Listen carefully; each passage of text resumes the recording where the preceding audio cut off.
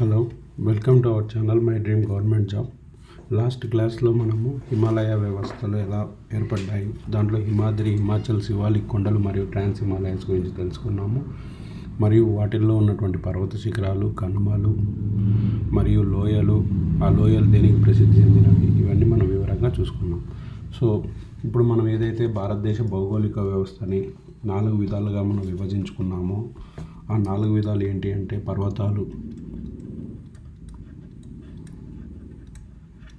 రెండవది పీఠభూములు,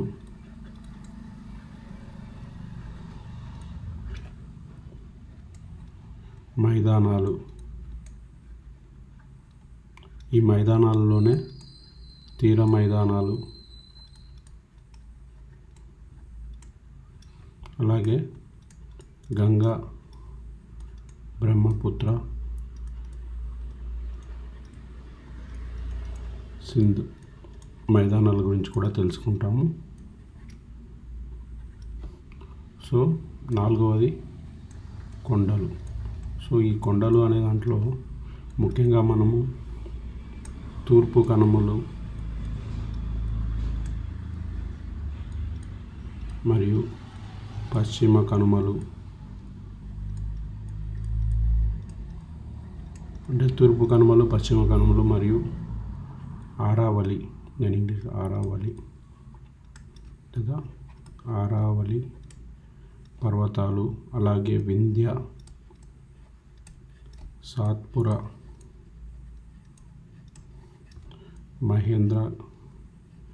మహేంద్రగిరి, అలాగే గుజరాత్లో ఉన్నటువంటి గిర్ పర్వతం గురించి. సో ఇలా ఎన్నైతే చిన్న చిన్న కొండలు ఉన్నాయో మన భారతదేశ ద్వీపకల్ప భూభాగంలో, సో వాటి గురించి మనం తెలుసుకుంటాము ముఖ్యంగా ఈ లెసన్లో. సో ఆల్రెడీ మనం ఫస్ట్ పాయింట్ కంప్లీట్ చేసాము. సో సెకండ్ పాయింట్లోకి వచ్చేసరికి థర్డ్ పాయింట్ మనం మైదానాల గురించి ఈ లెసన్లో మనం ముఖ్యంగా తెలుసుకుంటాము. సో మైదానాలలో తీర మైదానాలు, అలాగే గంగా, బ్రహ్మపుత్ర, సింధు మైదానాలు. సో మనం ఈ లెసన్లో ముఖ్యంగా తీర మైదానాల గురించి, అలాగే నెక్స్ట్ కొండల గురించి తెలుసుకుందాము. సో నెక్స్ట్ చెప్పబోయే లెసన్లో నేను పీఠభూములు, అలాగే గంగా, బ్రహ్మపుత్ర, సింధు ఈ మైదానాల గురించి వివరిస్తాను. ఎందుకంటే ఈచ్ అండ్ ఎవ్రీ లెసన్ ఒక లింక్ ఉంటుంది. ఈ లెసన్లో మనం ఏదైతే భూగోళం మొత్తం ఇలా ఉండగా పాంజియా, పాంతెల్సా దీని గురించి మనం ఎలాగైతే తెలుసుకున్నామో, ఇది 2గా డివైడ్ కావడము, యురేషియా కిందది గోండ్వానా, ఆ తర్వాత ఇది ఇలా డివైడ్ కావడము, ఇవన్నీ ఎలాగ తెలుసుకున్నామో, ఇలా అయినప్పుడు మనకు ఏదైతే ఉన్నాయో నవీన ముడత పర్వతాలు అయినటువంటి హిమాలయాలు ఎలా ఫామ్ అయ్యాయి అవి తెలుసుకున్నాం. సో ముఖ్యంగా మన భారతదేశానికి ఉత్తరంగా ఉన్నటువంటి బార్డర్ లాగా ఉత్తరానికి మన చలిగాలుల నుంచి రక్షణ ఇచ్చేటటువంటి మరియు మన భారతదేశ శీతోష్ణ స్థితి ఏషియా ఖండంలోనే వైవిధ్యంగా ఉండడానికి కారణమైనటువంటి హిమాలయాల గురించి మనం ముఖ్యంగా తెలుసుకున్నాం. అయితే ఆ తర్వాత మిగిలిన విషయాలు అంటే తీర మైదానాలు, అంటే ఇక్కడ తీర మైదానము, సో ఇక్కడ కిందకి లేదు, సో నేను ఇక్కడ వరకు మేనేజ్ చేస్తున్నాను. సో ఈ తీర మైదానాలు అంటే ఇది తూర్పు తీర మైదానము, పశ్చిమ తీర మైదానము, అలాగే ఏదైతే వింధ్య, సాత్పుర, ఆరావళి, సో అలాగే ఇక్కడ సింధు నది ఏదైతే ప్రవహిస్తుందో దాని మధ్య ఏర్పడినటువంటి మైదానము, అలాగే ఇక్కడ గంగా నది ప్రవహిస్తూ ఇట్లా వెస్ట్ బెంగాల్లో డెల్టా ఏర్పడినప్పుడు దానికి సంబంధించిన మైదానము, బ్రహ్మపుత్ర ఈ మైదానం ఏదైతే ఉత్తరప్రదేశ్లో ఎక్కువ మైదాన భాగంలో గంగా నది ప్రవహిస్తుందో దానికి సంబంధించిన మైదానాలు. ఆ తర్వాత రివర్స్ త్రిభుజాకారంలో ఉన్నటువంటి ఏదైతే ద్వీపకల్ప పీఠభూములు ఉన్నాయో ఆ పీఠభూముల గురించి తెలుసుకుంటాము. మరియు ఆ పీఠభూముల్లో మనకు ముఖ్యంగా దొరికేటటువంటి ఖనిజాల గురించి కానీ, ముఖ్యంగా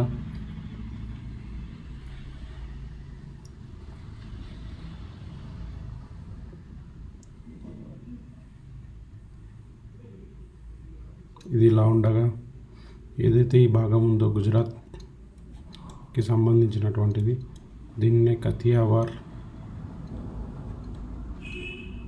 తీర మైదానం అని, ఇక్కడి నుంచి గోవా వరకు ఉన్నటువంటి దాన్ని కొంకన్,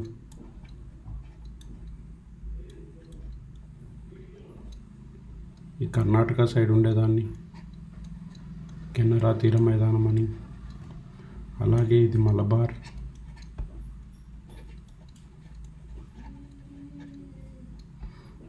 తమిళనాడు తీర మైదానాన్ని కోరమండల్,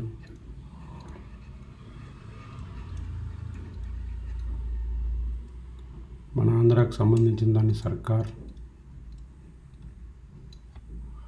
ఒరిస్సాకు సంబంధించినటువంటి దాన్ని ఉత్కల్,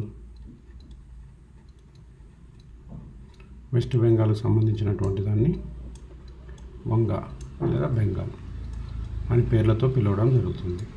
అయితే ఈ తీర మైదానాలు ఏవైతే ఉన్నాయో, అంటే నేను జస్ట్ ఈ సర్కిల్ ఏవైతే ఇక్కడ డ్రా చేశానో ఈ పార్ట్ అని చెప్పడానికి, అంటే ఇదేమి ఇక్కడ సముద్ర జలాలు ఉంటాయి. సో ఈ పార్ట్ అంటే లోపలికి గీస్తాను నేను ఎగ్జాక్ట్గా. సో ఈ పార్ట్ అనమాట, ఈ పార్ట్. అలాగే ఈ పార్ట్ జస్ట్ నేను బయట మీకు దానికోసం అట్లా గీవడం జరుగుతుంది. సో ఈ పార్ట్, సో ఇలా, నెక్స్ట్ ఇది ఇది ఇది ఇలా ఉంటాయన్నమాట. సో అయితే ఈ తీర మైదానాలని మనం ఎలా బైఫర్కేట్ చేస్తామంటే, ఏవైతే మనకు వీటి బౌండరీస్ ఎలా చెప్తామంటే, పశ్చిమ కనుమలకి మరియు అరేబియా సముద్రానికి మధ్యలో ఉన్నటువంటి సమతల భూభాగాన్నే తీర మైదానము అంటాము. అయితే తూర్పు తీర మైదానంతో పోల్చుకుంటే పశ్చిమ తీర మైదానం చిన్నదిగా ఉంటుంది. దానికి గల కారణాలు ఏంటివి అవి కూడా మనం ఈ లెసన్లో డిస్కస్ చేస్తాం. అలాగే పశ్చిమ తీర మైదానంతో పోల్చుకుంటే తూర్పు తీర మైదానము కంటిన్యూస్గా ఒక శ్రేణుల్లాగా ఉండవు. ఇలా కొండలు ఉంటాయి, తర్వాత మధ్యలో గ్యాప్ ఉంటుంది, మళ్ళీ ఇలా కొండలు ఉంటాయి, మధ్యలో గ్యాప్ ఉంటుంది, మళ్ళీ ఇలా కొండలు ఉంటాయి, మధ్యలో గ్యాప్, ఇలా కొండలు ఉంటాయి. సో మనం ఈ లెసన్లో కంటిన్యూషన్గా తీర మైదానాల గురించి తెలుసుకుంటాము, వాటి పేర్లు ఏంటివి. అలాగే ఇట్లా కంటిన్యూస్గా ఉన్నటువంటి, అంటే ఎటువంటి గ్యాప్స్ లేకుండా ఉన్నటువంటి పశ్చిమ కనుమలు, ఆ పశ్చిమ కనుమల్లో ఎలాగైతే గ్యాప్ లేకుండా ఉన్నాయో దానికి సంబంధించిన కనుమలు, ఈ పశ్చిమ కొండల్లో ఉన్నటువంటి పాసెస్ కనుమలు ఏమున్నాయి. సో ఆ కనుమలు అంటే నాసిక్ నుంచి లేకుంటే మొత్తం భారతదేశం నుంచి ముంబైకి వెళ్ళాలంటే ఉన్నటువంటి కనుమ పేరేంటిది, అలాగే పూణే నుంచి ముంబైకి వెళ్ళాలంటే ఏ కనుమ ఉంది, అలాగే ఈ కనుమల్లో ఉన్నటువంటి ఎత్తైన పర్వత శిఖరం ఏంటివి.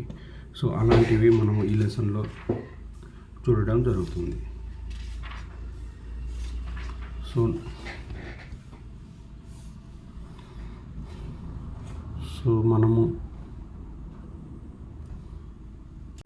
మనం మొదటగా పశ్చిమ కనుమలు మరియు తూర్పు కనుమల గురించి చదువుకుందాం. అవి తెలుసుకున్న తర్వాత పశ్చిమ కనుమలు మరియు తూర్పు కనుమల నుండి తీరం వెంబడి ఉన్నటువంటి తీరరేఖ దగ్గర వరకు ఉన్నటువంటి తీర మైదానాల గురించి తెలుసుకుందాం.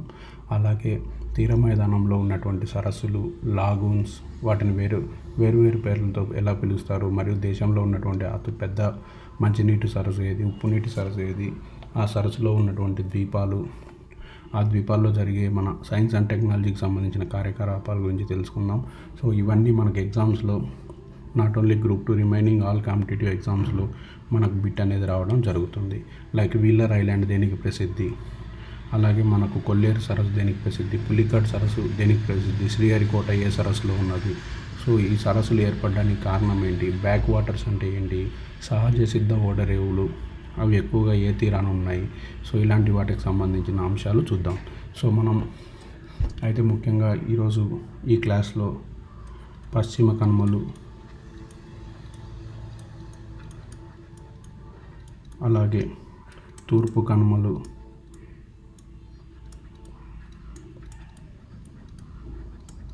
అలాగే ఈ పశ్చిమ కనుమలకి తీరరేఖకి మధ్య ఉన్నటువంటి పశ్చిమ తీర మైదానము,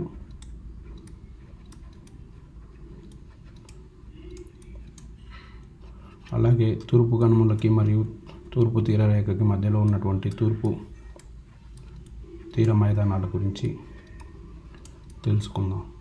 సో మనం పశ్చిమ కనుమలకి వచ్చినట్లయితే, సో మనం ఇండియా మ్యాప్ని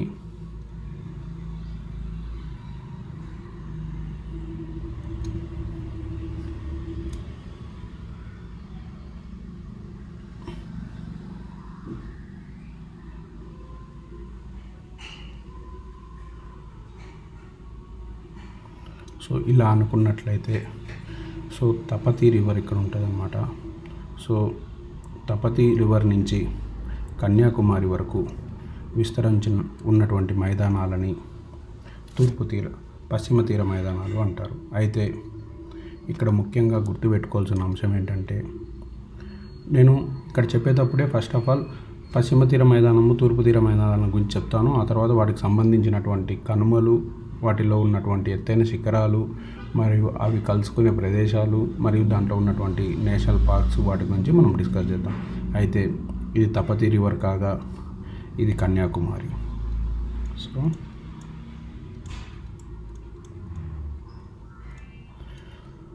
ఉత్తరాన తపతీ రివర్ నుంచి సో దక్షిణాన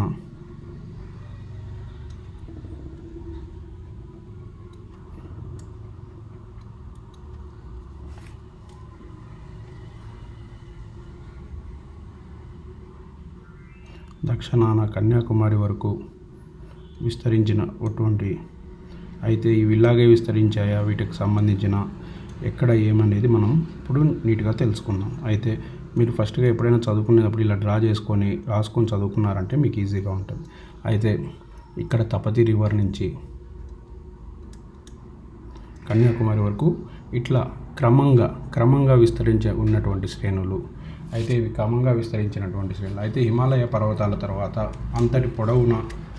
హిమాలయ పర్వతాలు అంతటి పొడవు కాకపోయినా హిమాలయ పర్వతాల తర్వాత అంతటి పొడవున ఉన్నటువంటి కనుమలు ఏంటివి అంటే పశ్చిమ కనుమలు. సో ఇవి ఎన్ని కిలోమీటర్ల వరకు విస్తరించి ఉన్నాయి, దాని గురించి అంశాలు కూడా ఈరోజు క్లాస్లో మనం తెలుసుకుందాం. అయితే ఈ పశ్చిమ కనుమల్ని మహారాష్ట్రలో సహ్యాద్రి హిల్స్ అని కూడా పిలుస్తారు. సహ్యాద్రి కొండలు అంటే పశ్చిమ కొండలకి ఇంకొక పేరు. వీటిని మహారాష్ట్రలో సహ్యాద్రి అని పిలుస్తారు. కాబట్టి ఎగ్జామ్లో సహ్యాద్రి అని ఇచ్చినా కూడా అవి పశ్చిమ కనుమలకు సంబంధించినవి. సో ఇలా మనం పేరుతో సహా గుర్తుపెట్టుకుంటే పశ్చిమ కనుమలకు సంబంధించిన బిట్స్ ఏవైతే మనకు ఎగ్జామ్స్లో వస్తాయో దాన్ని మనం క్లియర్గా పెట్టడానికి అవకాశం ఉంది. అయితే ఇది మొత్తం 1600 కిలోమీటర్ల మేరకు, అంటే ఇది మొత్తం 1600 కిలోమీటర్లు. నేను ఇక్కడ రాస్తున్నా 1600 కిలోమీటర్ల పొడవు, అలాగే 1200 మీటర్ల సగటు ఎత్తు.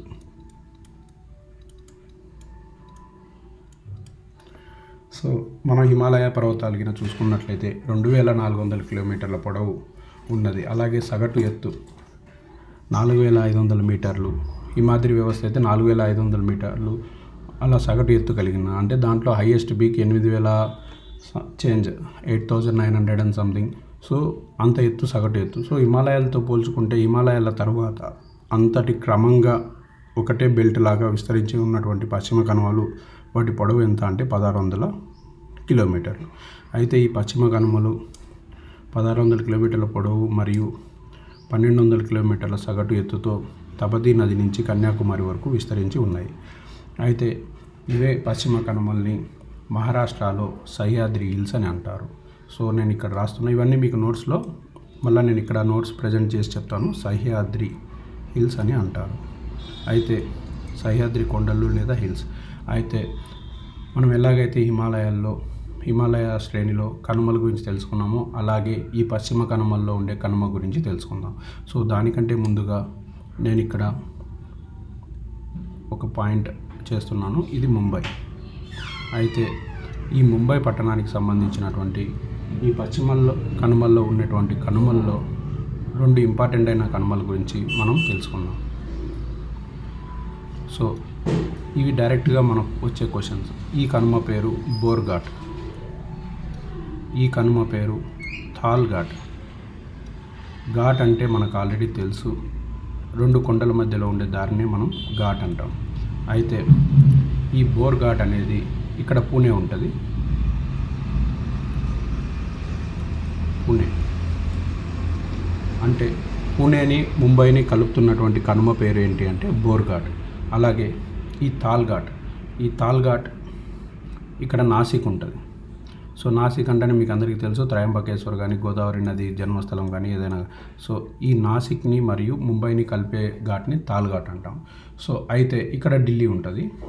సో మనకి కంప్లీట్ భారతదేశాన్ని ముంబైతో కలిపేటువంటి కనుమ ఏదంటే తాల్ ఘాట్ అని అనొచ్చు. ఎందుకంటే కోల్కత్తా నుంచి కావచ్చు, వెస్ట్ బెంగాల్ అంటే పశ్చిమ బంగాల్ నుంచి కావచ్చు, కోల్కతా నుంచి కావచ్చు, ఢిల్లీ నుంచి కావచ్చు, ఎక్కడి నుంచి అయినా మనం నాసిక్ నుంచి ముంబైలోకి ఎంటర్ కావచ్చు. సో అక్కడ టన్నల్స్ ఉంటాయి, రైల్వే మార్గాలు ఆ కొండల మధ్యలో ఉంటాయి. అలాగే మనం హైదరాబాద్ నుంచి వెళ్ళే వాళ్ళు పూణే నుంచి వెళ్ళాలంటే బోర్ఘాట్ ద్వారా ముంబైకి. అంటే మీకు క్వశ్చన్ ఎలా అడుగుతారంటే కంప్లీట్ భారతదేశాన్ని కానీ మన భారతదేశ రాజధాని అయినటువంటి ఢిల్లీని, ముంబైని కలుపుతున్నటువంటి పశ్చిమ కనుమల్లో ఉండేటువంటి కనుమ పేరేంటిది? తాల్ ఘాట్, అలాగే బోర్ఘాట్. సో ఇంకా కొన్ని ఘాట్స్ ఉన్నాయి పశ్చిమ కనుమల నుంచి. ఇక్కడ సతారా అని, గణపతి పూలే అని చెప్పి, సతారా, రత్నగిరి, మ్యాంగోస్కి ఫేమస్ అయినటువంటి రత్నగిరి, ఇక్కడెక్కడో సతారా ఉంటుంది, రత్నగిరి, గణపతి పూలే ఇలాంటివి. ఈ ప్లేసెస్ని కనుపుతున్నటువంటి ఘాట్స్ ఏవి అంటే కనుమలు, వాటి గురించి తెలుసుకుందాం. అలాగే మనం ఇక్కడ ముఖ్యంగా తెలుసుకోవాల్సిన అంశం ఏంటంటే ఏవైతే ఈ పశ్చిమ కనుమలు ఉన్నాయో ఈ పశ్చిమ కనుమల్లో ఎత్తైన శిఖరము, ఆ ఎత్తైన శిఖరం ఏంటిది? సో మీకు ముంబై దగ్గర మాథేరాన్ అనే ఒక ప్లేస్ ఉంటుంది. అదందరూ వర్షాకాలం అయిపోయిన తర్వాత చాలామంది ఐటీ కానీ ముంబై వాళ్ళందరూ అక్కడ సీనరీ చూడడానికి వెళ్ళడం జరుగుతుంది. అంటే పశ్చిమ కనుమల్లో ఉన్నటువంటి ఎత్తైన శిఖరాలు ఏంటివి? సో ఇప్పుడు మనం ముఖ్యంగా గుర్తుపెట్టుకోవాల్సింది పశ్చిమ కనుమలు అనేది తపతీ నది నుంచి మన తపతీ నది దగ్గర నుంచి కన్యాకుమారి వరకు కంటిన్యూస్గా విస్తరించి ఉన్నది. అయితే ఈ పశ్చిమ కనుమల్ని మహారాష్ట్రలో సహ్యాద్రి హిల్స్ అని పిలవడం జరుగుతుంది. అలాగే ఈ బోర్ఘాట్ మరియు తాల్ ఘాట్ అనేవి కూడా ఇంపార్టెంట్, వాటిని గురించి గుర్తుపెట్టుకోండి. తాల్ ఘాట్ అంటే నాసిక్ మరియు ఇక్కడ ముంబైని కలుపుతుంది, లేదా కంప్లీట్ ఇండియా నుంచి ముంబైని కలుపుతుంది. బోర్ఘాట్ అంటే పూణే మరియు ముంబైని కలిపేటువంటి ఘాట్. ఇలాంటి ఘాట్స్ కూడా తెలుసుకుందాం. సో ఇప్పుడు మనము పశ్చిమ ఘాట్స్కి సంబంధించిన అంశాల్లో మహారాష్ట్రకు సంబంధించిన అంశం చూసాము. అంటే పశ్చిమ ఘాట్ని మహారాష్ట్రలో సహ్యాద్రి హిల్స్, సహ్యాద్రి కొండలు అంటారు. అలాగే కనుమల్లో మనం ప్రస్తుతానికి తాల్ ఘాట్, అలాగే బోర్ఘాట్ చూసాము. అలాగే ఎత్తైన శిఖరాల్లో కల్సుబాయ్, హరిశ్చంద్ర ఘాట్. సో ఇలా ఇంకా ఒక 2 కనుమలు ఉన్నాయి. సో ఇలాంటి కనుమలు మహారాష్ట్రకు సంబంధించినవి మనం కంప్లీట్గా చూద్దాం. సో అలాగే ఇప్పుడు ఏదైతే మనం ఉందో ఈ మహారాష్ట్రకు సంబంధించిన అంశాలు అయితే చూసాం. ఆ తర్వాత మహారాష్ట్ర తర్వాత మనకు ఉన్నటువంటి కర్ణాటక. సో కర్ణాటకలో మీకు ఆల్రెడీ తెలుసు CCD, కేప్ కాఫీ డే. ఈ కేప్ కాఫీ డేకి సంబంధించినటువంటి బాబా బూదాన్, సో ఎవరైతే మనకు కాఫీని ఇంట్రడ్యూస్ చేశారో వాటినే బాదం కొండలని కూడా అంటారు.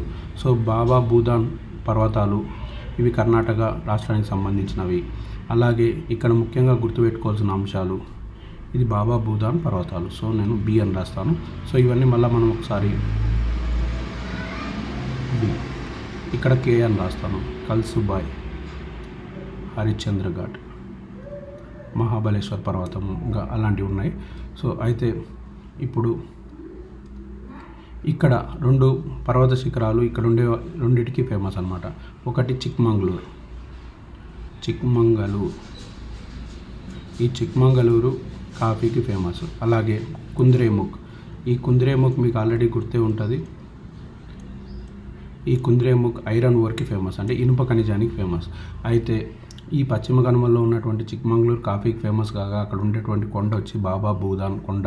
అలాగే సో వీటి హైట్ ఎంత, ఇవి ఏంటి అనేది మనం చూద్దాం. ఫస్ట్ ఆఫ్ ఆల్ మీరు ఇలా ప్లాట్ చేసుకొని గుర్తుపెట్టుకుంటే కొన్ని బిట్స్ మీరు ఎలిమినేషన్ మెథడ్ ద్వారా పెట్టవచ్చు. అయితే ఈ కుంద్రేముఖ్ నుంచి ఇక్కడ మ్యాంగ్లూర్ పోర్ట్ ఉంటుంది. సో ఈ మ్యాంగ్లూర్ పోర్ట్ ద్వారా మనం ఐరన్ ఓర్ని జపాన్కి ఎక్స్పోర్ట్ చేయడం జరుగుతుంది. అయితే జపాన్కి మనం ఎందుకు ఎక్స్పోర్ట్ చేస్తామంటే కుంద్రేముఖ్లో మనకు కావాల్సినంత ఐరన్ ఓర్ ఉంది. అయితే జపాన్లో కన్స్ట్రక్షన్ కోసం సో మనం జపాన్కి, మరియు అలాగే మనకు ఒక గుడ్ రిలేషన్షిప్ కోసం జపాన్ తోటి, అంటే మనకి ఇండియాకి సంబంధించినంతవరకు ఇండియాకి శత్రువు ఎవరు అంటే అందరూ పాకిస్తాన్ అనుకుంటారు. సో పాకిస్తాన్ అనేవారు మన భారతదేశంలో ఉండే ఒక రాష్ట్రానికి సంబంధించిన బడ్జెట్, రాష్ట్రంలో లేదంటే భారతదేశ డిఫెన్స్కి సంబంధించిన బడ్జెట్ కూడా పాకిస్తాన్ దేశం మొత్తానికి ఉండదు. అయితే మనకి సంబంధించినంత వరకు మనకు శత్రువు ఎవరంటే చైనా. సో మనము చైనాతో యుద్ధం చేయాలంటే చైనా వాళ్ళు ఓన్లీ ఒక సైడ్ నుంచి యుద్ధం చేయగలరు, రెండో సైడ్ నుంచి మనల్ని అటాక్ చేయలేరు. కాబట్టి చైనాతో మనం ఎప్పుడైనా తలపడాలంటే మనకి ఇటు సైడ్ జపాన్ తోటి ఎంతైనా మిత్ర సంబంధాలు అవసరం. కాబట్టి జపాన్ మనకు మంచి మిత్రుడు. చైనా ఎప్పుడైనా మన మీదకి రావాలంటే మనం ఈజీగా జపాన్ మీద నుంచి వెళ్ళి అటాక్ చేసే అవకాశం ఉంది. కాబట్టి చైనాతో సత్సంబంధాల కోసం మనం మెయిన్గా ఈ కుంద్రేముఖ్ నుంచి ఐరన్ ఓర్ అనేది జపాన్కి పంపడం జరుగుతుంది. సో మీ ఇక్కడ గుర్తుపెట్టుకోవాల్సింది బాబా భూదాన్, అలాగే కుంద్రేముఖ్, ఈ చిక్మంగళూరు కొండలు. చిక్మంగళూరు వచ్చి కాఫీ, కేప్ కాఫీ డే అంటే కాఫీకి సంబంధించినటువంటి పంటలకి అక్కడ ఫేమస్. అలాగే కుంద్రేముఖ్ అనేది ఇనుప ఖనిజానికి సంబంధించినటువంటి ప్రసిద్ధిగాంచినటువంటిది. సో ఇది ఇలా ఉండగా నెక్స్ట్, సో ఇప్పుడు మనము ఇక్కడ మహారాష్ట్ర అయిపోయింది, ఇక్కడెక్కడో చిన్నగా గోవా ఉంటుంది. గోవా తర్వాత మనకు కర్ణాటక తర్వాత కేరళ. అయితే ఇక్కడ మనకు ఈ పశ్చిమ సైడ్ చూసుకున్నట్లయితే పాల్ఘాట్ అని చెప్పి ఒక కనుమ ఉంటుంది. పాల్ఘాట్. అయితే ఈ పాల్ఘాట్ కనుమ ప్రత్యేకత ఏంటి అంటే పాల్ఘాట్ మరియు షెన్కోట్. నేను ఒకసారి మ్యాప్లో మీకు చూపిస్తాను కన్ఫ్యూజ్ అవ్వకుండా. మీరు ఇక్కడ చూడండి, ఇక్కడ కర్ణాటక ఉంది కదా, సో ఇది తమిళనాడు, ఇది కేరళ. అయితే పాల్ఘాట్ అనేది ఇక్కడ కేరళలో ఉంటుంది.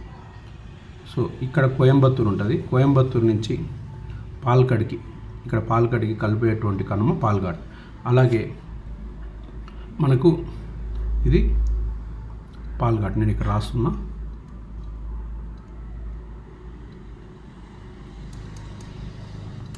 అలాగే షెన్కోట్, ఇక్కడ కొల్లం ఉంటుంది, ఇక్కడ మదురై ఉంటుంది. సో మదురై నుంచి కొల్లంకి కలిపేటువంటి కనుమ ఇది తమిళనాడులో ఉంటుంది. షెన్కోట్ కనుమ. సో నేను ఇక్కడ టిఎన్ అని పెడుతున్నా. ఈ పాల్ఘాట్ కనుమ కేరళలో ఉంటుంది. అయితే మనం ఇక్కడ ముఖ్యంగా గుర్తుంచుకోవాల్సిన అంశాలు ఏంటి అంటే,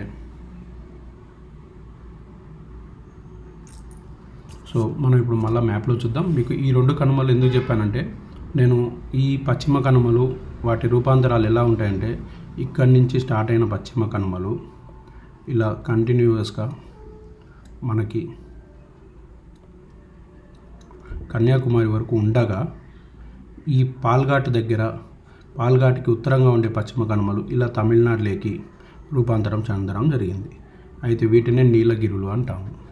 సో ఈ నీలగిరుల్లోనే మన మొదటి బయో రిజర్వాయర్ కానీ వన్య సంరక్షణ కేంద్రాలు కానీ, దీంట్లో ఆల్మోస్ట్ ఆల్ 20+ బయో రిజర్వాయర్లు మరియు వన్య సంరక్షణ కేంద్రాలు మరియు సైలెంట్ వ్యాలీ మరియు సత్యమంగళం ఫారెస్ట్ వీటన్నిటికీ సంబంధించినటువంటివి ఈ నీలగిరులలో ఉన్నాయి. అలాగే నీలగిరిలో ఎత్తైన శిఖరమైనటువంటి దోడబెట్ట కూడా ఇక్కడే ఉంది, ఊటీకి సంబంధించినవి. ఆ తర్వాత సో ఎలాగైతే ఈ పాల్ఘాట్కి ఉత్తరంగా ఉన్నటువంటిది ఇది ఈశాన్య దిశలో మనకి ఇలా నీలగిరులుగా రూపాంతరం చెందిందో, అలాగే పాల్ఘాట్కి దక్షిణంగా ఉన్నటువంటి కొండలను ఏమంటారు? సో అన్నామలై కొండలు అంటారు. అయితే అన్నామలై కొండలు దాంట్లో ఎత్తైన శిఖరం ఏంటిది? సో ఇవన్నీ మనం తెలుసుకుందాం. కాబట్టి పాల్ఘాట్ ఒకటి మీరు గుర్తుపెట్టుకున్నారంటే దానికి సంబంధించి మనం ఈ రూపాంతరమైనటువంటి ఈ పశ్చిమ కనుమల గురించి మనం తెలుసుకుందాం.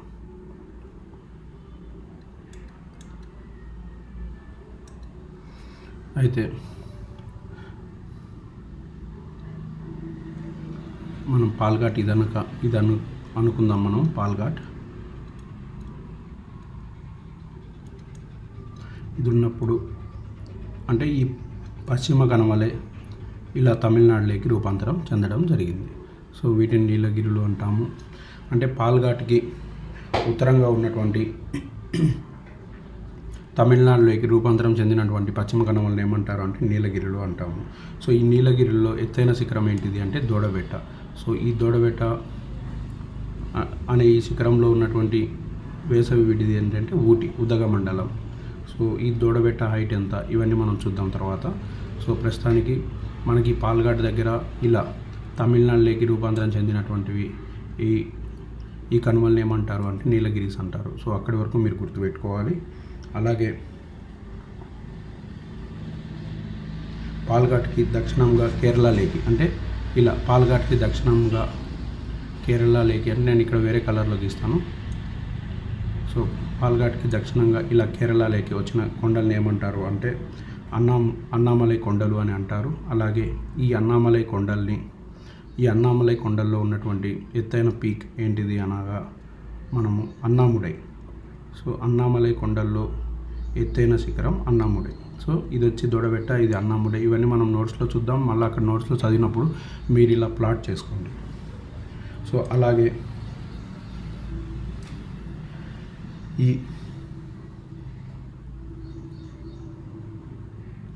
ఈ అన్నాముడై కొండలు ఏవైతే ఉన్నాయో, సో మనం ఏమని చదువుకున్నాం, పాలఘాటికి ఉత్తరంగా ఉన్నటువంటివి మరియు తమిళనాడులోకి రూపాంతరం చెందినటువంటి కొండల్ని నీలగిరిలు అని చదువుకున్నాం. నీలగిరులు. అలాగే దక్షిణంగా ఉన్నటువంటి వాటిని అన్నామలై కొండలు అని చదువుకున్నాం. అయితే ఈ అన్నామలై కొండలు మళ్ళా రెండుగా విడిపోవడం జరుగుతుంది. ఒకటి ఈశాన్య ప్రాంతం అంటే నార్త్ ఈస్ట్. ఈశాన్యము అంటే మనం ఇంగ్లీష్లో నార్త్ ఈస్ట్ కదా, ఇది నార్త్ ఈస్ట్ అంటే ఈశాన్యం సైడ్కి రూపాంతరం చెందినటువంటి కొండల్ని పళని కొండలు అంటాము. అంటే ఇవి పళని కొండలు. సో ఇవి ఏవైతే అన్నామలై కొండలు బెల్టే, ఈ అన్నామలై కొండలే మళ్ళా రెండుగా ఇట్లా రూపాంతరం చెందడం జరిగింది. ఇవి పళని కొండలు. వీటిని కార్డమమ్ హిల్స్ అంటారు. సో మీకు అర్థమైందని అనుకుంటున్నాను. సో ఇప్పుడు మనం బైఫర్కేషన్ ఎలా తీసుకున్నామంటే, పాల్ఘాట్కి ఉత్తరంగా ఉండి తమిళనాడులోకి రూపాంతరం చెందినటువంటి పశ్చిమ కనుమలు ఏంటి అంటే నీలగిరీస్. పాల్ఘాట్కి దక్షిణంగా ఉన్నటువంటి కొండలు ఏవి అంటే అన్నామలై కొండలు. సో అన్నామలై కొండల్లో ఎత్తైన శిఖరం అన్నాముడై ఏ. సో ఇక్కడ నీలగిరిలో దొడబెట్ట. అలాగే సో మనకు ఈ ఏవైతే ఉన్నాయో ఈ అన్నామలై కొండలే మళ్ళీ రెండు శాఖలుగా అంటే రెండు బ్రాంచెస్గా విడిపోవడం జరిగింది. ఆ విడిపోయినప్పుడు ఈ ఈశాన్య ప్రాంతం అంటే నార్త్ ఈస్ట్ ప్రాంతంలో పళని కొండలు. సో ఈ పళని కొండలుగా విడిపోవడము మరియు అలాగే దక్షిణం సైడ్కి కార్డమమ్ హిల్స్గా విడిపోవడము జరిగింది. కార్డమమ్ హిల్స్గా విడిపోవడం జరిగింది. సో మీరు ఇది నాకు గుర్తుపెట్టుకున్నారంటే మీకు ఎగ్జాక్ట్గా పశ్చిమ కనుమలు ప్లాటింగ్ వచ్చినట్టు. సో ఇలా ప్లాటింగ్ వచ్చినప్పుడు సో మనం నోట్స్లో చదివేటప్పుడు వీటిలో ఎత్తైన కనుమలు ఏవి అవన్నీ మనం చూద్దాం. సో ఈ ప్లాటింగ్ అనేది చాలా ఇంపార్టెంట్. ఎందుకు అనగా ఇప్పుడు ఇక్కడే మీకు కంప్లీట్గా వెస్టర్న్ ఘాట్స్ మరియు ఈస్టర్న్ ఘాట్స్ గురించి ఒక ఐడియా వచ్చేస్తుంది అనమాట. సో ఇప్పుడు మనకు ఎలాగైతే పశ్చిమ కనుమలు ఇలా క్రమంగా ఉన్నాయో తూర్పు కనుమలు అలా క్రమంగా ఉండవు. ఇంకొకటి, తూర్పు కనుమలు ఇక్కడ మహానది నుంచి గోదావరి వరకు ఎక్కువ హైట్లో ఉంటాయి. సో ఎత్తైన శిఖరాలు మొత్తం మహానది మరియు గోదావరి మధ్యలో ఉండగా ఇలా తూర్పు కనుమలు ఇలా ఉంటాయన్నమాట. సో ఇలా కొంచెం, ఆ తర్వాత ఇలా కొంచెం, నెక్స్ట్ ఇలా. సో ఈ తూర్పు కనుమలు వచ్చేసరికి మహానది నుంచి లేకుంటే చోటానాగ్పూర్ ప్లాట్యూ కింద నుంచి నీలగిరిల వరకే ఉంటాయి. మొత్తం దక్షిణంగా కన్యాకుమారి వరకు విస్తరించి ఉండవు. అయితే ఈ తూర్పు కనుమల్ని వివిధ ప్రదేశాల్లో వివిధ పేర్లతో పిలవడం జరుగుతుంది. మనం ఎలాగైతే పశ్చిమ కనుమల్ని మహారాష్ట్రలో సహ్యాద్రి హిల్స్ అంటామో, అలాగే తూర్పు కనుమల్ని వివిధ రాష్ట్రాల్లో వివిధ పేర్లతో పిలవడం జరుగుతుంది. వివిధ జిల్లాల్లో వివిధ పేర్లతో కూడా రూపాంతరం చెందడం జరుగుతుంది. అయితే ఇలా మహానది నుంచి గోదావరి మధ్యలో ఉన్నటువంటి తూర్పు కనుమలు ఏవైతే ఉన్నాయో ఆ తూర్పు కనుమల్లోనే ఎత్తైన శిఖరాలు ఉన్నాయి. అవి కూడా మనం చదువుకున్నాం. అయితే ఈ తూర్పు కనుమలు మరియు పశ్చిమ కనుమలు తమిళనాడులో నీలగిరిలో కలవడం జరుగుతుంది. ఆ నీలగిరిలో కలుస్తున్న ఆ ప్రదేశాన్ని మనం ఏమంటాము? సో అది కూడా ఇంపార్టెంట్. గుడలూరు అనే ప్రదేశం, అంటే ఇక్కడ నేను రెడ్ తోటి అండర్లైన్ చేస్తున్నాను. ఇక్కడ తూర్పు కనుమలు మరియు పశ్చిమ కనుమలు కలిసే ప్రదేశాన్ని గుడలూరు దగ్గర తూర్పు కనుమలు మరియు పశ్చిమ కనుమలు నీలగిరీస్లో కలవడం జరుగుతుంది, అంటే తమిళనాడులో. సో ఇప్పుడు మీకు ఒక ప్లాటింగ్ వచ్చింది. అంటే పశ్చిమ కనుమలేమో క్రమంగా ఉన్నాయి, తూర్పు కనుమలేమో క్రమహితంగా ఉన్నాయి. సో అలాగే ఈ తీర మైదానాలకు వచ్చేసరికి ఇవి ఓన్లీ 50 నుంచి 80 కిలోమీటర్ల వెడల్పు మాత్రమే ఉన్నాయి పశ్చిమ తీర మైదానాలు. ఎందుకు అనగా వాటికి రీజన్స్ మనం ఒక పట్టిక రూపంలో తెలుసుకుందాం. 50 నుంచి 80 కిలోమీటర్ల వరకు ఉండగా ఇవి 100 నుంచి 110 కిలోమీటర్ల వరకు ఉన్నాయి. సో ఇవన్నీ మనం ఒక పట్టిక రూపంలో చదువుతాం. తూర్పు తీర మైదానాలు ఎందుకు ఎక్కువ వెడల్పు ఉన్నాయి, పశ్చిమ తీర మైదానాలు ఎందుకు తక్కువ వెడల్పు ఉన్నాయి. సో బ్యాక్ వాటర్స్ ఎక్కువ ఎక్కడ ఉంటాయి? పశ్చిమ తీర మైదానాల్లో ఎక్కువ బ్యాక్ వాటర్స్ ఉంటాయి. అలాగే తూర్పు తీర మైదానాల్లో ఓన్లీ విశాఖపట్నం ఒక్కటే సహజ సిద్ధ ఓడరేవు ఎందుకయింది.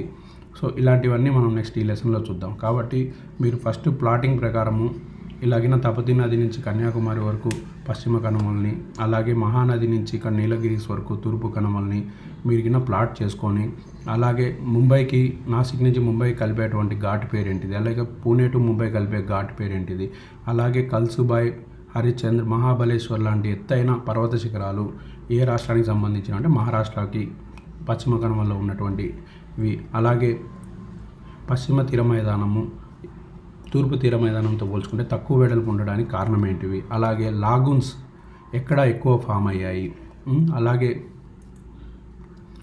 ఇంకా ముఖ్యంగా సహజ సిద్ధ ఓడరేవులు ఏ తీర మైదానంలో ఎక్కువగా ఉన్నాయి, అలాగే పశ్చిమ కనుమలు మరియు తూర్పు కనుమలు కలుసుకున్నటువంటి పేరు ఎక్కడ కలుసుకుంటున్నాయి అంటే నీలగిరిలో ఉన్నటువంటి గుడలూరు అనే ప్రదేశం దగ్గర కలుసుకోవడం జరుగుతుంది.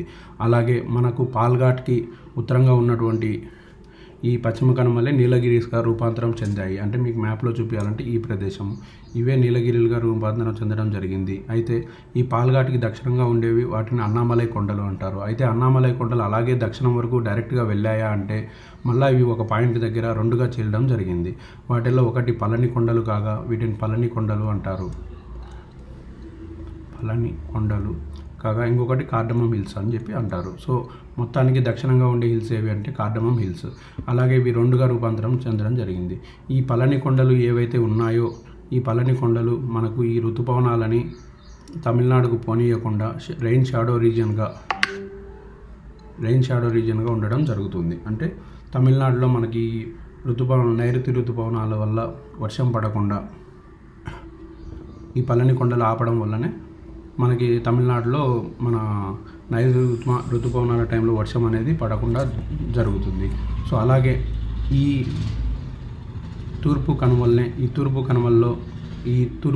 తమిళనాడులో శవరాయి కొండలు అని కూడా అంటారు. ఈ శవరాయి కొండలే మనకి ఈశాన్య ఋతుపవనాలని ఆపి తమిళనాడులో వర్షానికి కారణం అవుతుంది. అంటే పళని కొండలేమో మన నైరుతి ఋతుపవనాల వల్ల వర్షం తమిళనాడులో పడకుండా ఆపడం, అలాగే ఈ తూర్పు కనుమల్లో ఉన్నటువంటి శవరాయి కొండలేమో ఈశాన్య ఋతుపవనాలు అంటే నార్త్ ఈస్ట్ ఇటు సైడ్ నుంచి వచ్చే ఈశాన్య ఋతుపవనాల వల్ల తమిళనాడులో వర్షం పడేలాగా కారణం కావడం. సో ఇలాంటి అన్ని అంశాలు మనం ఫర్దర్ క్లాసుల్లో కూడా చదువుకుంటాము. సో ఇలా మీరు ప్లాట్ చేసుకొని, అలాగే ఈ తూర్పు తీర మైదానాలు ఎక్కువ వెడల్పు ఉంటాయి. అయితే పశ్చిమ తీర మైదానాలు క్రమంగా ఉన్నప్పుడు తూర్పు తీర మైదానాలు క్రమంగా ఎందుకు లేవు, వాటికి సంబంధించినటువంటివి అవి ఎందుకు లేవు అంటే మనకు పశ్చిమం నుంచి తూర్పుకి తీసుకోండి. సో పశ్చిమం నుంచి తూర్పు గిన్నె తీసుకున్నట్లయితే సో ఇది పశ్చిమం కాగా పశ్చిమం నుంచి తూర్పు తీసుకున్నట్లయితే మన భూమి ఇలా వాలుగా ఉండడం వల్ల గోదావరి, కృష్ణ, కావేరీ రివర్స్ వేగంగా ప్రవహించడం వల్లను ప్లస్ ఈ కొండలు కోసుకొని పోయి ఇలా గ్యాప్స్ అనేవి రావడం జరిగింది. అంటే మనకు పశ్చిమ కనుమలతో పోల్చుకుంటే తూర్పు కనుమలు కంప్లీట్గా క్రమంగా ఉండవు. సో అలాగే ఎక్కువ డెల్టాలు ఫామ్ అయ్యే అవకాశం ఎక్కువగా మనకు తూర్పు తీర మైదానంలో ఉన్నాయి. సో ఎలాగైతే మనకు కృష్ణా గోదావరి డెల్టా కానీ కావేరీ డెల్టాస్ కానీ వీటికి సంబంధించినవి. సో తూర్పు తీర మైదానాలు ఎక్కువగా ఆహార పంటలకి ప్రసిద్ధి, అలాగే పశ్చిమ తీర మైదానాలు ఎక్కువగా వాణిజ్య పంటలకి ప్రసిద్ధి. సో ఇలాంటి అంశాలన్నీ మనం చదువుకున్నాం. అంటే ఇప్పుడు మనం కాన్సెప్చువల్గా చూసాము పశ్చిమ తీర మైదానాలు ఎలా ఉంటాయి, తూర్పు తీర మైదానాలు ఎలా ఉంటాయి, వీటిల్లో వర్షం పడడానికి ఏ కొండలు, అవి దేనికి సంబంధించినవి, వర్షం ఆపే కొండలు ఏవి, వర్షం పడడానికి కారణమైనటువంటి కనుమలు ఏంటివి తమిళనాడుకు సంబంధించి అదొకటి.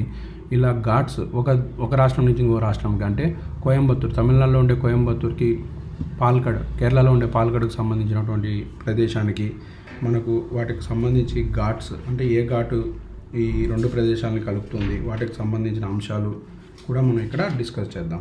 సో ఇప్పుడు పాల్కడ్ అనేవి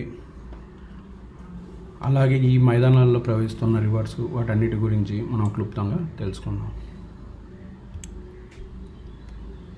ఈ విధంగా మనం ఏ టాపిక్ అయినా కాన్సెప్ట్ తెలుసుకున్న తర్వాత ఒక సివిల్ సర్వీసెస్ రేంజ్ లెవెల్లో మనం కాన్సెప్ట్ని ఇలా మ్యాప్లో గుర్తించి ఆ తర్వాత గ్రూప్ 2కు సంబంధించినటువంటి ఏవైతే డేటా గ్రూప్ 2కి సంబంధించినటువంటి డేటా ఏవైతే ముఖ్యమైన డేటా ఉంటాయో అవి నోట్స్ రూపంలో మనం ఎక్స్ప్లెయిన్ చేస్తాం. సో మీకు ఒకసారి కాన్సెప్ట్ అర్థమైంది కాబట్టి ఇప్పుడు నోట్స్ చూసారంటే మీకు చాలా ఈజీగా అర్థమవుతుంది. సో మొదటగా పశ్చిమ కనుమలు. సో మనం పశ్చిమ కనుమల గురించి ఆల్రెడీ కాన్సెప్ట్లో డిస్కస్ చేసుకునేటప్పుడు తపతీ నది నుండి మనము కన్యాకుమారి వరకు విస్తరించి ఉన్నది క్రమంగా విస్తరించి ఉన్నటువంటి శ్రేణుల్ని మొత్తం 1600 కిలోమీటర్ల పొడవు అలాగే 1200 మీటర్ల సగటు ఎత్తులో విస్తరించి ఉన్నదని మనం ఆల్రెడీ తెలుసుకోవడం జరిగింది. సో ఇలా ఎగ్జాక్ట్గా మీకు ఎన్ని కిలోమీటర్లు ఉంది, ఎంత సగటు ఎత్తు అని అడగరు.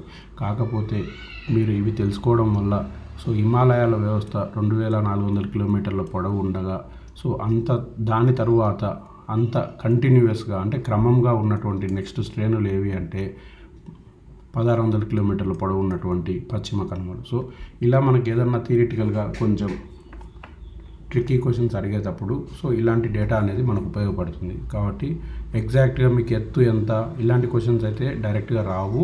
ఒకవేళ వచ్చినా కూడా ఈ క్రింది వాటిలో ఏది ఎత్తైన శిఖరం ఇలా వస్తాయి. సో అలాగే నెక్స్ట్ పశ్చిమ కనుమల్లో ఈ పశ్చిమ కనుమలు అయితే ఉన్నాయో ఈ పశ్చిమ కనుమల్నే భారతదేశ వాటర్ షెడ్స్ అని అంటారు. అంటే భారతదేశ వాటర్ షెడ్స్ అని ఎందుకు అంటారు అంటే మనం ఏదైతే పాంజియా పాంతిల్సా చూసుకున్నామో ద్వీపకల్ప పీఠభాగము ఇలా ఉన్నప్పుడు సో ఇక్కడ వింధ్యాస్, ఇక్కడ పశ్చిమ కనుమలు, ఇక్కడ తూర్పు కనుమలు అంటే ఇవి ఇలా ఉండగా అప్పుడు ఇక్కడ వింధ్యా సాత్పురా ఉండే ఇవి తీసుకుపోయి మన ఏదైతే భూభాగానికి ఇట్లా రెండు ఆపోజిట్ వ్యతిరేక దిశలో ప్రవహించడం వల్ల మృత పర్వతాలు అనేటువంటి హిమాలయాస్ ఫామ్ అయినాయి.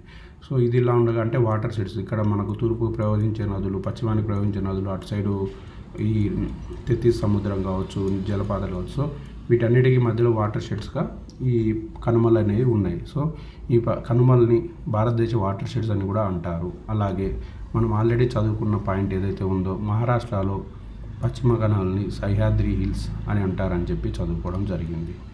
సో నెక్స్ట్ ఇంకా కొంచెం కాన్సెప్చువల్గా అడిగే అవకాశం ఎలా అవుతుందంటే హిమాలయాస్ ఎలా ఏర్పడ్డాయి.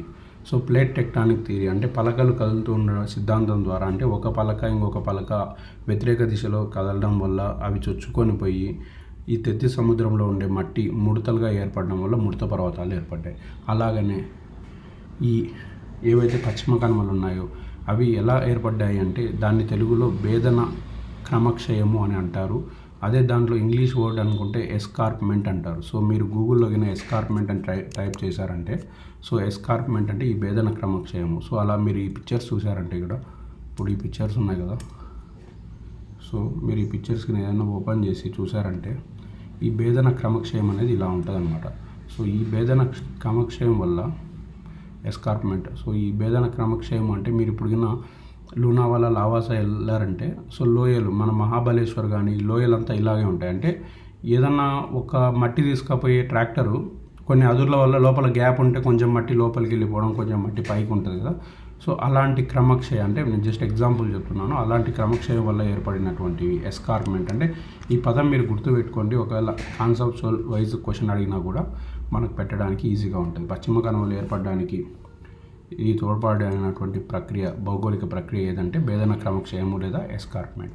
నెక్స్ట్ పశ్చిమ కనుమల్లో ఉన్నటువంటి ఎత్తైన శిఖరాల గురించి మనం ఇప్పుడు తెలుసుకుందాం. అయితే పశ్చిమ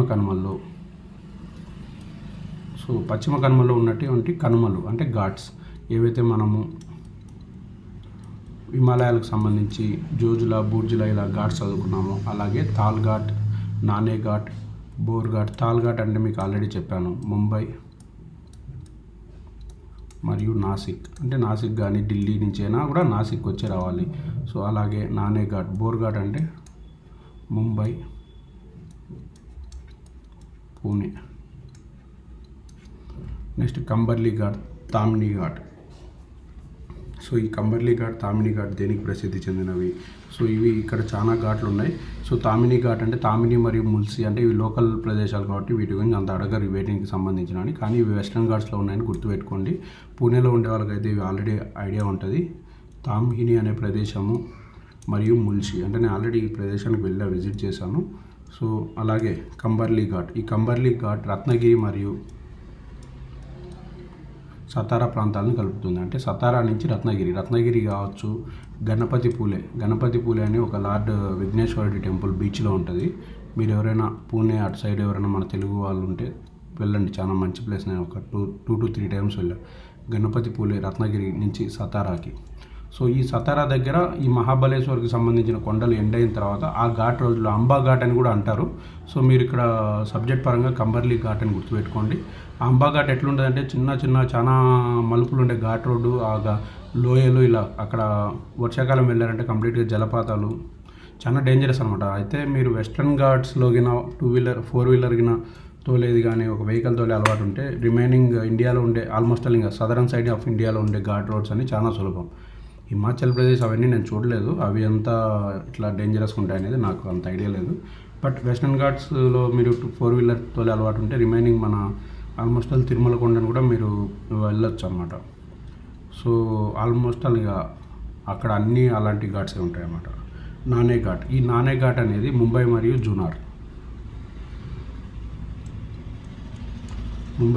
జూనార్ అనే ప్రదేశాన్ని కలుపుతుంది. సో ఇవన్నమాట ఈ మ్యాక్సిమం ఈ 5 ఘాట్స్ మహారాష్ట్రకు సంబంధించినవి. సో మనం ఆల్రెడీ దీంట్లో ఇంపార్టెంట్ అయిన ఘాట్స్ థాల్ ఘాట్ మరియు బోర్ ఘాట్ డిస్కస్ చేసుకున్నాం. రిమైనింగ్ ఘాట్స్ కూడా మీరు చదివి పెట్టుకోండి, ఎందుకంటే మ్యాచ్ ది ఫాలోయింగ్ ఇచ్చినా మనము ఎలిమినేషన్ మెథడ్లో కూడా చేసుకోవచ్చు. సో తమిళనాడులో నేను ఆల్రెడీ చెప్పాను షెన్కోట్ ఘాట్. ఈ షెన్కోట్ ఘాట్ మదురై నుంచి కొల్లం వరకు, అంటే మదురై తమిళనాడులో, కొల్లం కేరళకు కలుపుతుంది. కానీ ఈ ఘాట్ వచ్చి తమిళనాడులో ఉంది. అలాగే పాల్ఘాట్, ఈ పాల్ఘాట్ ఉండేది కేరళలో ఉంటుంది. ఈ పాల్ఘాట్ వచ్చి పాల్ఘాట్ మరియు కోయంబత్తూర్ వచ్చి తమిళనాడులో ఉందన్నమాట. పాల్ఘాట్ కేరళలో ఉంది. సో ఈ ఘాట్ గుండా ప్రవేశించే నది ఏదంటే పొన్నేరు నది. సో అది కూడా మీరు గుర్తుపెట్టుకోవాలి. సో మన ప్రిపరేషన్ ఏదైతే ఎగ్జామ్స్కి మనం ఇక మీదట కాన్సెప్ట్ అనేది క్లియర్గా ఒక మ్యాప్లో ఇండికేట్ చేసి చెప్పడము, తర్వాత గ్రూప్ 2కి సంబంధించిన ఏవైతే ఇంపార్టెంట్ పాయింట్స్ ఉన్నాయో ఇలా నోట్స్ రాసి మీకు ఎక్స్ప్లెయిన్ చేయడం జరుగుతుంది. దానివల్ల మీకు ఏమంటే ఇవి బై హార్ట్ చేసుకోవచ్చు, గుర్తుపెట్టుకొని. ఆ మ్యాప్ గుర్తుందంటే ఈ బై హార్ట్ చేసిన హాఫ్ ఆఫ్ ద థింగ్స్ మీకు గుర్తుండిపోతాయి. ఎలాగైతే మనం కల్సుబాయ్, హరిశ్చంద్ర ఇలాంటి పర్వతాల గురించి చదివామో ఇవన్నీ ఇప్పుడు వస్తాయి నెక్స్ట్.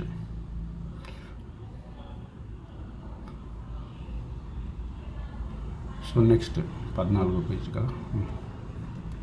పశ్చిమ కనుమల్లో ఉన్న ఎత్తైన శిఖరాల గురించి తెలుసుకుందాం. సో పశ్చిమ కనుమల్లో ఎత్తైన శిఖరం కల్సుబాయ్. ఈ కల్సుబాయ్ యొక్క హైట్ వచ్చి 1646 మీటర్లు. సో మీరు అప్రాక్సిమేట్గా 1650 మీటర్లు అని చెప్పి కూడా గుర్తుపెట్టుకోవచ్చు. సో అలాగే నెక్స్ట్ సాల్వేరు 1567 మీటర్లు. మహాబలేశ్వర్, సో మీరు ఎన్ని మీటర్లు అని అడగరు, ఏదైతే సహ్యాద్రి హిల్స్లో ఎత్తైన శిఖరం ఏది అంటే కల్సుబాయ్ అని గుర్తుపెట్టుకోండి. నెక్స్ట్ హరిశ్చంద్రగఢ్ 1424 మీటర్లు. అలాగే నెక్స్ట్ కర్ణాటకలో ఉన్నటువంటి పశ్చిమ కనుమల్లో ఎత్తైన శిఖరం మలయగిరి 1913 మీటర్లు. నెక్స్ట్ కుంద్రేముఖ్ 1892 మీటర్లు. అలాగనే నీలగిరి తమిళనాడులోకి ఏదైతే పాల్ఘాట్కి ఉత్తరంగా ఉండే నీలగిరిలుగా రూపాంతరం చెందాయో దాంట్లో ఎత్తైన పర్వత శిఖరం వచ్చి దూడబెట్ట 2637 మీటర్లు. సో ఇది మన పశ్చిమ కనుమల్లోనే 2వ ఎత్తైనటువంటి పర్వతం అన్నమాట, కొండ. సో నెక్స్ట్ మాకృతి 2554. అలాగనే అన్నామలై కొండల్లో ఉన్నటువంటి ఎత్తైన శిఖరం అన్నాముడై. సో ఈ అన్నాముడై కంప్లీట్గా వెస్ట్రన్ ఘాట్స్లో మన ఏదైతే పశ్చిమ కనుమల్లో మొదటి ఎత్తైనటువంటి శిఖరం ఏదంటే అన్నాముడై. 2వ ఎత్తైనటువంటి శిఖరం ఏంటి అంటే దూడబెట్ట. అలాగనే సహ్యాద్రిలో ఉన్నటువంటి ఎత్తైన శిఖరం ఏంటిది అంటే కల్సుబాయ్. So next దేవరమల్లి 1922, అగస్యమలై 1868. వీటన్నిటికంటే కూడా పశ్చిమ ఘాట్ మొత్తంలోనే ఎత్తైనటువంటి శిఖరం అన్నయ్యముడై, ఇది 2695 మీటర్లు ఉంది. అలాగే నెక్స్ట్ దూడబెట్ట 2637 మీటర్లు. సో మీరు ఇలా గుర్తుపెట్టుకోవాల్సిన అవసరం ఉంది. నెక్స్ట్ మనం తూర్పు కనుమల గురించి తెలుసుకుందాం.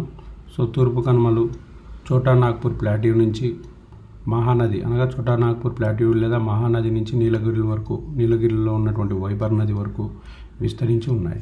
సో ఏదైతే పశ్చిమ కనుమలు 1600 కిలోమీటర్ల పొడవు ఉన్నాయో అలాగే ఈ తూర్పు కనుమల పొడవు వచ్చి 1200 కిలోమీటర్లు అనమాట. సో అలాగే తూర్పు కనుమల సగటు ఎత్తు పశ్చిమ కనుమల సగటు ఎత్తుతో పోల్చుకుంటే తక్కువ, అంటే 600 నుంచి 700 మీటర్ల సగటు ఎత్తు కలిగి ఉన్నాయి. సో ఇవి పశ్చిమ కనుమలతో పోల్చుకుంటే క్రమరహితంగా ఉంటాయి, అంటే ఇది కంటిన్యూస్గా ఏదైతే శ్రేణిలాగా లేకుండా క్రమరహితంగా ఉండడం జరుగుతుంది. సో వీటినే ఆంధ్రప్రదేశ్ మరియు తమిళనాడులో ఈ తూర్పు కనుమల్నే పయన్ ఘాట్స్ అని కూడా అంటారు. సో పయన్ ఘాట్స్ తూర్పు కనుమలకి ఇంకొక పేరు. సో ఆంధ్రప్రదేశ్ మరియు తమిళనాడులో పయన్ ఘాట్స్ అని పిలుస్తారు. సో ఎగ్జామ్కు ఒకవేళ మనకు అడగవచ్చు పయన్ ఘాట్స్ అనగా ఏంది. సో వీటినే పయన్ ఘాట్స్ అని పిలవడం జరుగుతుంది. అలాగే ఈ తూర్పు కనుమలకి వివిధ ప్రాంతాల్లో వివిధ పేర్లతో పిలవడం జరుగుతుంది. సో ముఖ్యంగా ఉభయ గోదావరి జిల్లాల్లో మీకు తెలుసు, గోదావరి మూవీ చూసింటారు, పాపికొండలు ఉన్నాయి కదా, పాపికొండలు లేదా దుమ్మకొండలు అని పిలవడం జరుగుతుంది. విశాఖపట్నంలో యారాడ్, అనంతగిరి, సింహాచలం. సో మీకు సింహాచలం అందరికీ తెలుసు, అనంతగిరి హిల్స్ మరియు యారాడ్ హిల్స్ అని కూడా పిలవడం జరుగుతుంది. సో ఇవన్నీ తూర్పు కనుమల్లో భాగమే. సో వివిధ జిల్లాలలో వివిధ ప్రాంతాల్లో వివిధ పేర్లతో పిలవడం జరుగుతుంది. కృష్ణా జిల్లాలో మొఘల్ రాజపురం, కొండపల్లి కొండలు అని కూడా, కొండపల్లి కోయబొమ్మలు ఇవన్నీ ఉన్నాయి కదా, కొండపల్లి కొండలు అని కూడా పిలవడం జరుగుతుంది. అలాగే గుంటూరులో మంగళగిరి, నాగార్జున, వినుకొండ, బెల్లంకొండ, కోటప్పకొండ. సో ఈ కోటప్పకొండ అనేది ఇవన్నీ మనకు ఏపీ హిస్టరీలో కూడా వస్తాయన్నమాట. సో మీకు ఈజీగానే ఉంటాయి పేర్లు గుర్తుపెట్టుకోవడానికి. సో గుంటూరుకు సంబంధించి మంగళగిరి, నాగార్జున, వినుకొండ, బెల్లంకొండ, కోటప్పకొండ అని పిలుస్తారు. అలాగే నాగర్ కర్నూలు లేదా కర్నూలు సైడ్న నల్లమల ఫారెస్ట్ మీకు అందరికీ తెలుసు. సో నల్లమల అని పిలవడం జరుగుతుంది.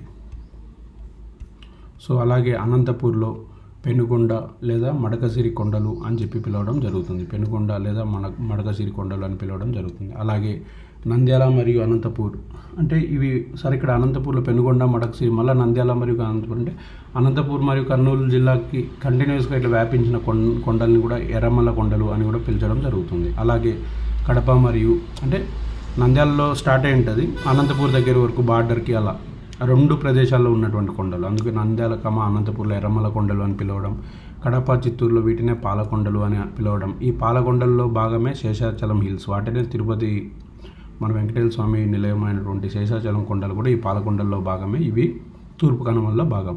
ఇదే కొండల్ని మదనపల్లిలో ఆర్ట్స్లీ హిల్స్ లేదా ఏనుగు మల్లమ్మ కొండలు అని చెప్పి. సో ఈ ఆర్ట్స్లీ హిల్స్లో గవర్నర్కి మన చలికాలం అదే విడిది అక్కడ ఉండడం ఉందన్నమాట. ఎలాగైతే రాష్ట్రపతి హైదరాబాద్కి వస్తాడో ఇక్కడ మన గవర్నర్ గురించి కూడా అక్కడ ఒక విడిది ఉంది మదనపల్లి ఆర్ట్స్లీ హిల్స్లో. అలాగే కడప, నెల్లూరు బార్డర్లో ఉన్నటువంటి ఈ తూర్పు కనుమల్నే వెలిగొండలు అని కూడా అంటారు. సో అలాగే వికారాబాద్లో అనంతగిరి గుట్టలు. సో ఈ అనంతగిరి గుట్టలకి ఎక్కువగా హైదరాబాద్ నుంచి టూరిస్టులు వెళ్ళడం జరుగుతుంది. అలాగే ఈ తూర్పు కనుమల్నే తమిళనాడులో జింజి, జావడి, పంచమలై, గోండుమలై, రంగన్బిల్లై, శవరాయి కొండలు అంటారు. ఈ శవరాయి కొండల గురించి నేను ఆల్రెడీ చెప్పాను. తమిళనాడుకి ఈశాన్య ఋతుపవనాల ద్వారా వర్షానికి కారణం అన్నమాట. పవనాల ద్వారా వర్షానికి కారణమైనటువంటి కొండలు. అలాగే తూర్పు కనుమలు మరియు పశ్చిమ కనుమలు ఎక్కడ కలుసుకుంటాయంటే గడలూరు అనే ప్రదేశంలో కలుసుకుంటాయని కూడా మనం ఆల్రెడీ డిస్కస్ చేసుకున్నాము. అది నీలగిరీస్లో ఉంది, తమిళనాడుకు సంబంధించినది. సో అదనమాట. నెక్స్ట్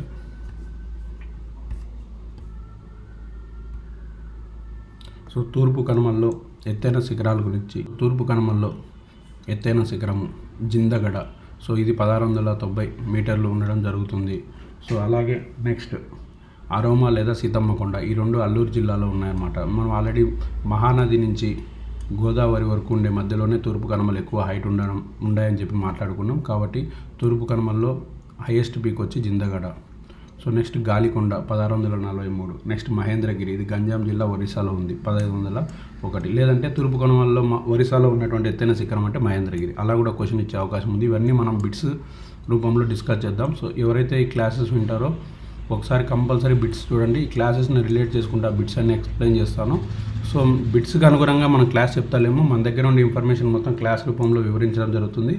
ఆ తర్వాత central government job, state government జాబ్స్లో వచ్చిన అన్ని బిట్స్ ఈ టాపిక్కి సంబంధించి డిస్కస్ చేస్తాను. అవి చేసినప్పుడు మన టాపిక్ లేదన్నా ఒకవేళ కొన్ని కాన్సెప్ట్స్ మిస్ అయినా అది డిస్కస్ చేయడం జరుగుతుంది. అలాగే ఈ కాన్సెప్ట్స్ ఎలా గుర్తుపెట్టుకోవాలి మీరు చదువుతున్నప్పుడు, సో ఎగ్జామ్ పాయింట్ ఆఫ్ వ్యూలో ఎలా గుర్తుపెట్టుకోవాలనేది కూడా చెప్తాను. సో ఇక్కడ మనం ఎలాగైతే చదువుకున్నామో సేమ్ అలాగే గుర్తుపెట్టుకోవాలి. ఏదైనా మిస్ అయిన పాయింట్స్ కూడా డిస్కస్ చేద్దాము. సో నెక్స్ట్ వీటినే మాలియా లేదా మాడుగుల కొండలు అని అంటారు. ఎక్కడ అంటారంటే ఇప్పుడు నేను ఏదైతే చెప్పానో మహానది గోదావరి మధ్యలో ఎత్తైన శిఖరాలు ఉన్నాయని చెప్పి, తూర్పు కనుమల్లో మహానది మరియు గోదావరి మధ్యలో ఉండే బెల్ట్ని మాత్రం మాలియా లేదా మాడుగుల కొండ అంటారు. ఒకవేళ క్వశ్చన్ ఇలా అడగచ్చు, మాడుగులు మాలియా కొండలు అనగా ఏమి? సో ఈ నదుల మధ్య ఉన్నటువంటి తూర్పు కనుమలు ఇవ్వచ్చు, లేదా పశ్చిమ కనుమలు అని ఇవ్వచ్చు. ఇలాంటి క్వశ్చన్స్ ఆప్షన్స్ వేరే వేరేగా ఇవ్వచ్చు. సో ఈ డాల్ఫినోస్ అనే ఏదైతే ఉందో ఒక ఆకారం, డాల్ఫినోస్ ఆకారంలో ఉన్నటువంటి కొండ విశాఖపట్నం బీచ్ దగ్గర ఉన్నటువంటి డాల్ఫినోస్ మరియు ఈ యారాడు కొండల వల్ల అక్కడ ఉండే అలల ఉద్ధృతి తక్కువగా ఉండడం వల్ల అక్కడ మనకు సహజ సిద్ధమైన ఓడరేవు ఏర్పాటు చేసుకునే అవకాశం దొరికింది. కాబట్టి తూర్పు తీరం సైడు విశాఖపట్నంలో సహజ సిద్ధమైనటువంటి ఓడరేవు ఉంది. దానికి కారణమైనటువంటి తూర్పు కనుమల్లో భాగమైనటువంటి కొండలు ఏంటి అంటే మనం డాల్ఫినోస్ అని డైరెక్ట్ ఆన్సర్ పెట్టడం జరుగుతుంది. ఇవన్నమాట మన తూర్పు కనుమలు మరియు పశ్చిమ కనుమలు. సో నెక్స్ట్ క్లాస్లో మనము తీర మైదానాల గురించి కంటిన్యూ చేస్తూ నెక్స్ట్ గంగా, బ్రహ్మపుత్ర, సింధు మైదానాలు మరియు వింధ్యా, సాత్పురా, ఆరావళి మౌంటైన్స్ వాటిల్లో ఉన్న ఎత్తైన శిఖరాల గురించి మనం తెలుసుకున్నామంటే సో ఈ చాప్టర్ ఆడికి కంప్లీట్ అవుతుంది. ఆల్రెడీ మనం హిమాలయస్ డిస్కస్ చేసాము. హిమాలయస్ తర్వాత మనం ఇప్పుడు పశ్చిమ కనుమలు, తూర్పు కనుమలు, తర్వాత తీర మైదానాలు, తర్వాత వింధ్యా, సాత్పురా, ఆరావళి మౌంటైన్స్, అలాగే గంగా, బ్రహ్మపుత్ర, సింధు మైదానాలు ఏవైతే ఉన్నాయో ఆ మైదానాల గురించి మనం డిస్కస్ చేసామంటే అలాగే పీఠభూములు. సో పీఠభూముల్లో ఉన్నటువంటి ఏవైనా ఖనిజాలు వాటి గురించి డిస్కస్ చేసినామంటే ఈ లెసన్ కంప్లీట్ అవుతుంది. ఆ తర్వాత ఈ లెసన్లో నేర్చుకున్న కాన్సెప్ట్స్ మ్యాపింగ్ ద్వారానే ఫస్ట్ అండ్ సెకండ్ లెసన్లో నేర్చుకున్న కాన్సెప్ట్స్ అండ్ మ్యాపింగ్ ద్వారా మనం థర్డ్ యూనిట్ స్టార్ట్ చేసుకుందాం. థర్డ్ యూనిట్ కంప్లీట్గా రివర్స్ మీద ఉంటుంది. సో రివర్స్ గురించి ఎవరెవరికి డౌట్స్ ఉన్నాయో వాళ్ళందరికీ క్లియర్గా మనం సివిల్ సర్వీస్ రేంజ్లో ప్లాటింగ్ చేసుకుంటూ గ్రూప్ 2కి సంబంధించిన డేటాని దానికి అనువదించుకుంటూ మనం థర్డ్ లెసన్ కూడా స్టార్ట్ చేద్దాం తొందరలోనే. సో నా యొక్క ఈ ఎఫర్ట్స్ని మీరు ఎంకరేజ్ చేయవలసిందిగా కోరుకుంటూ, అంటే మీరు ఒక లైక్ రూపంలోనూ మీకు సబ్జెక్ట్ నచ్చినటువంటి ఏదైతే లైక్ రూపంలోనూ, సబ్స్క్రిప్షన్ రూపంలోనూ, కామెంట్స్ రూపంలోనూ షేర్ చేయడం కానీ ఇలా మీరు మీ యొక్క ఇంట్రెస్ట్ తెలిపినట్లయితే నేను ఇంకా తొందరగా ఈ క్లాసెస్ చేయడం జరుగుతుంది. లేకున్నా కూడా తొందరగానే చేస్తాను, బట్ ఆ ఉత్సాహం ఏదైతే ఉంటుందో encouragement. So thank you very much. See you in next class.